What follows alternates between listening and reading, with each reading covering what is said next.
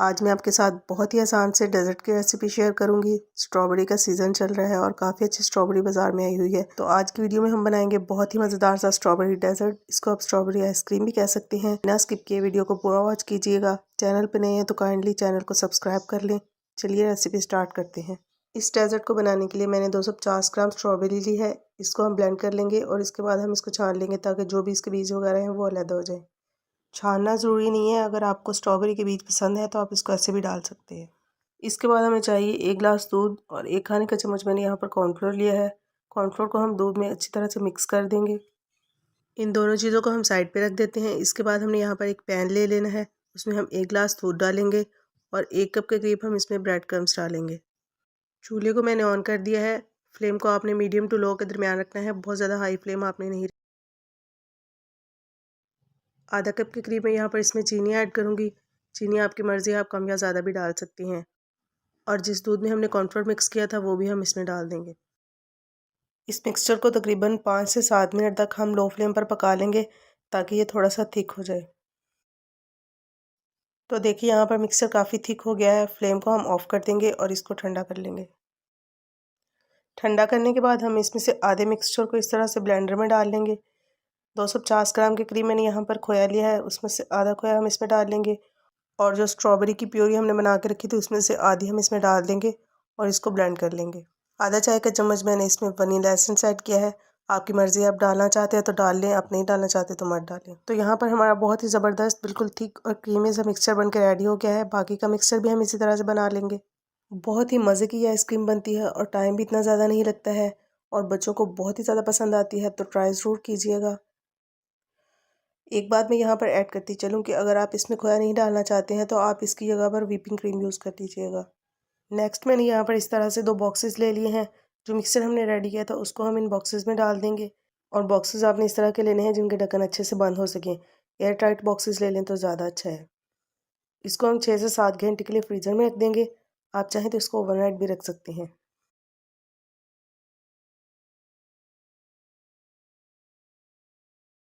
Boxes को मैंने overnight fridge में रखा था, तो देखिए यहाँ पर बहुत ही ज़बरदस्त सी हमारी आइसक्रीम बिल्कुल रेडी है। तो आप भी इसी तरीके से बहुत ही मज़ेदार सी स्ट्रॉबेरी आइसक्रीम बिल्कुल हेल्दी तरीके से घर पर बनाकर तैयार कर सकते हैं। आई होप आप लोगों को मेरी आज की रेसिपी अच्छी लगी होगी। अगर अभी तक आपने वीडियो को लाइक और शेयर नहीं किया तो जल्दी से इसको लाइक और शेयर कर दें।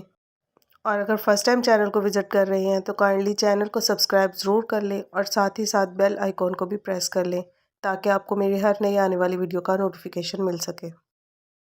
और लास्ट में मैंने स्ट्रॉबेरी जैम के साथ इसकी टॉपिंग की है। इसकी रेसिपी मैं आपके साथ जल्दी शेयर करूँगी। बहुत ही अच्छी स्ट्रॉबेरी बाज़ार से आजकल मिल रही है, तो मज़े मज़े के स्ट्रॉबेरी डेजर्ट बनाइए और इंजॉय कीजिए। आज मैं आपके साथ एक बहुत ही मज़ेदार से स्ट्रॉबेरी डेजर्ट की रेसिपी शेयर कर रही हूँ। बनाना इसको बहुत ही आसान है और बहुत कम इंग्रेडिएंट्स के साथ आप इसको घर पर बना सकती हैं। तो चलिए रेसिपी बनाना स्टार्ट करते हैं। इस रेसिपी को बनाने के लिए हमें फुल फैट मिल्क चाहिए। तकरीबन 1.5 लीटर के करीब मैंने दूध लिया है। इसको हम बॉईल कर लेंगे। दूध में उबाल आ चुका है, लेकिन अभी तकरीबन 10 मिनट तक हम इसको मीडियम टू लो फ्लेम पर पकाएंगे ताकि ये थोड़ा सा थिक हो जाए। तकरीबन 10 मिनट तक पकाने के बाद हम दूध को रूम टेम्परेचर पर ठंडा कर लेंगे और तब तक हम कैरमल रेडी कर लेते हैं।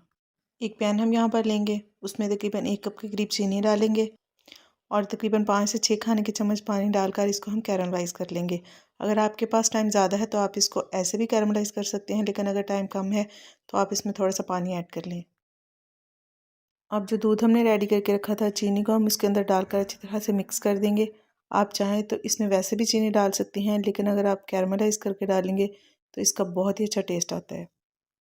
और नेक्स्ट हमें इस तरह से एक ब्लेंडर जार ले लेना है।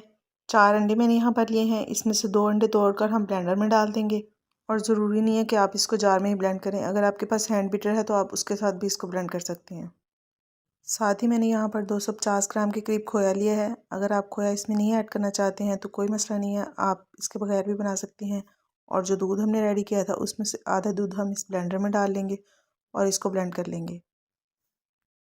सारे दूध को मैंने ब्लेंड करके इस तरह से एक बाउल में डाल लिया है।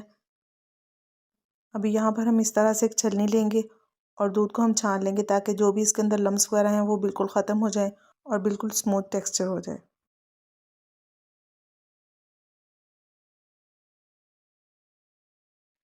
यहाँ पर मैंने इस तरह से छोटे छोटे मग लिए हैं और जो मिक्सचर हमने रेडी किया था उसको हम इसके अंदर डाल देंगे। आप चाहें तो इसको किसी एक बड़े बर्तन के अंदर भी बना सकते हैं, लेकिन अगर आप बच्चों के लिए बना रहे हैं तो इस तरह से छोटे छोटे बर्तन ज़्यादा खूबसूरत लगते हैं।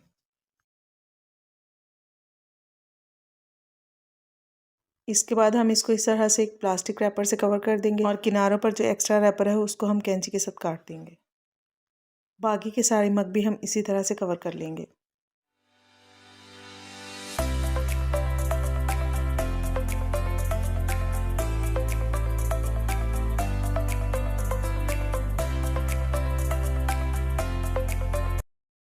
इसके बाद हमने इस तरह से एक खुला बर्तन ले लेना है, उसके अंदर हम थोड़े से टिश्यू पेपर रख देंगे।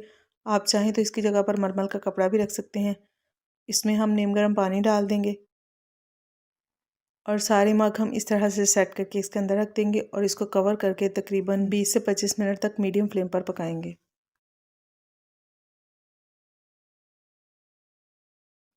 तकरीबन 25 मिनट हो चुके हैं, तो चलिए अब चेक करते हैं कि हमारा डेजर्ट रेडी हुआ है कि नहीं।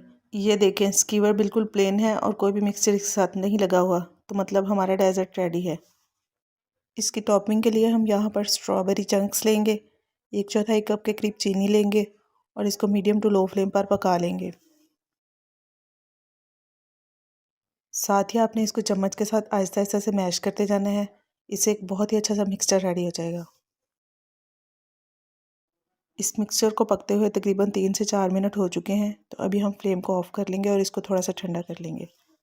ठंडा होने के बाद हम इसकी स्ट्रॉबेरी जैम से अच्छे से टॉपिंग कर देंगे और लास्ट में हम इसको थोड़ी सी बारीक कटी हुई मूंगफली से गार्निश कर देंगे। आप इसकी जगह पर कोई भी ड्राई फ्रूट इस्तेमाल कर सकते हैं। बहुत ही मज़ेदार सा हमारा ये स्ट्रॉबेरी डेजर्ट बिल्कुल रेडी है। आई होप आप लोगों को मेरी आज की रेसिपी ज़रूर पसंद आई होगी। अगर अभी तक आपने वीडियो को लाइक और शेयर नहीं किया तो जल्दी से इसको लाइक और शेयर कर दें, और अगर फर्स्ट टाइम चैनल को विज़िट कर रहे हैं तो चैनल को सब्सक्राइब ज़रूर कर लें और साथ ही साथ बेल आइकॉन को भी प्रेस कर लें, ताकि आपको मेरी हर नई आने वाली वीडियो का नोटिफिकेशन मिल सके। इस रेसिपी को ट्राई करने के बाद अपना फीडबैक मेरे साथ ज़रूर शेयर कीजिएगा। आज मैं आप लोगों के लिए लाई हूँ स्ट्रॉबेरी जैम की रेसिपी। स्ट्रॉबेरी बच्चों और बड़ों सभी को बहुत पसंद होती है। हमारी बॉडी में आयरन डेफिशिएंसी को ख़त्म करने में हेल्प करती है। इसके अलावा हमारे स्टमक के लिए भी काफ़ी फ़ायदेमंद होती है। तो बिना स्किप किए वीडियो को पूरा वॉच कीजिएगा। चलिए रेसिपी स्टार्ट करते हैं। तो स्ट्रॉबेरी जैम बनाने के लिए मैंने यहाँ पर 1 किलो के करीब स्ट्रॉबेरी ली है। इसकी डंडियाँ वगैरह मैंने अलहदा करके इसको अच्छी तरीके से वॉश कर लिया है और 1.5 कप मैंने यहाँ पर चीनी ली है, जो कि तकरीबन 400 ग्राम बनती है। स्ट्रॉबेरी को हम इस तरह से ब्लेंडर में डाल लेंगे और ब्लेंड करके इसका एक फाइन सा पेस्ट तैयार कर लेंगे। स्ट्रॉबेरी के मिक्सचर को मैंने इस तरह से एक पतीले में डाल लिया है और फ्लेम को मैंने ऑन कर लिया है। तो अभी हम इसमें चीनी ऐड करेंगे। चीनी ऐड करने के बाद हमने इसको मीडियम टू लो फ्लेम के दरमियान पकने देना है, लेकिन हमने बीच बीच में चम्मच चलाते रहना है ताकि जो हमारा मिक्सचर है वो बर्तन के पेंदे के साथ ना लगे। कोई हम इसमें आर्टिफिशियल फ्लेवर ऐड नहीं करेंगे और ना ही फूड कलर का इस्तेमाल करेंगे, क्योंकि जैसे जैसे हम इसको लो फ्लेम पर पकाते जाएंगे इसका कलर थोड़ा डार्क होता जाएगा। तकरीबन 20 से 25 मिनट तक हम इसको पकाएंगे। इसके बाद मैं आपको दिखाती हूँ कि इसका टेक्स्चर कैसा होगा। यह रेसिपी बिल्कुल भी मिस करने वाली नहीं है। यकीन माने इतना मज़ेदार ये स्ट्रॉबेरी जैम बनता है कि अगर आप एक बार बना लेंगे तो आप इसको बार बार बनाएंगे। जैम को पकते हुए तकरीबन 25 मिनट हो चुके हैं और ये देखिए यहाँ पर ये काफ़ी थिक भी हो गया है और इसका कलर भी काफ़ी डार्क हो गया है। तो चलिए अब चेक करते हैं कि हमारा स्ट्रॉबेरी जैम रेडी हुआ है या नहीं, क्योंकि ये बात बहुत इंपॉर्टेंट है कि हमने जैम को कितनी देर पकाना है। अगर हम इसको सही तरीके से नहीं पकाएंगे तो ये बहुत जल्दी ख़राब हो जाएगा। आप इसको ज़्यादा टाइम के लिए स्टोर नहीं कर सकते हैं। ये देखें, बिल्कुल भी कोई नमी या पानी वगैरह इसके अंदर नहीं है। तो जैम हमारा तकरीबन रेडी हो चुका है। अभी हम इसको तकरीबन 2 से 3 मिनट तक इसी तरह लो फ्लेम पर छोड़ देंगे। इसके बाद हम फ्लेम को ऑफ़ कर लेंगे और इसको ठंडा कर लेंगे। आजकल स्ट्रॉबेरी बाज़ार से काफ़ी अच्छी मिल रही है और काफ़ी सस्ती भी मिल रही है, तो इस स्ट्रॉबेरी जैम को बनाकर आप काफ़ी टाइम के लिए स्टोर भी कर सकते हैं।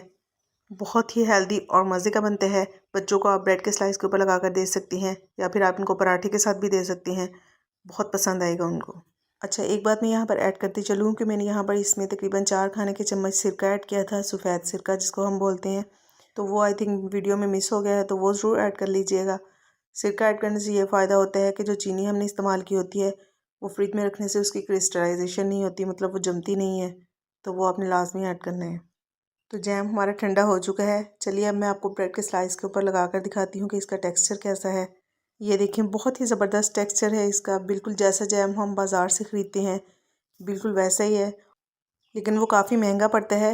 इस तरह से आप हेल्दी तरीके से और काफ़ी कम बजट में घर में बेहतरीन जैम तैयार कर सकती हैं। तो इस रेसिपी को आपने ट्राई ज़रूर करना है और अपना फीडबैक मुझे ज़रूर दीजिएगा। और जिस भी कंटेनर में हम इसको स्टोर करेंगे उसको अच्छी तरह से आपने वॉश करके ड्राई करके इस्तेमाल करना है। कोई भी नमी या पानी वगैरह उसके अंदर नहीं होना चाहिए, क्योंकि अगर उसके अंदर कोई नमी वगैरह होगी तो जैम जल्दी ख़राब हो जाएगा। अगर अभी तक आपने वीडियो को लाइक और शेयर नहीं किया तो जल्दी से इसको लाइक और शेयर कर लें, और चैनल पे नए हैं तो काइंडली चैनल को सब्सक्राइब ज़रूर कर लें। साथ ही साथ बेल आइकन को भी प्रेस कर लें ताकि आपको मेरी हर नई आने वाली वीडियो का नोटिफिकेशन मिल सके। फिर मिलते हैं इंशाल्लाह बहुत जल्द एक नई रेसिपी के साथ। तब तक के लिए अल्लाह हाफिज़।